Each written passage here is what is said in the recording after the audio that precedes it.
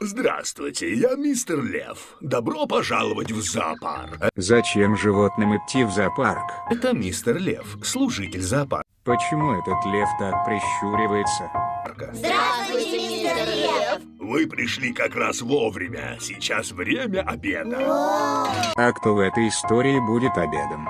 Аппетитная свинка? Овечка? Все вместе?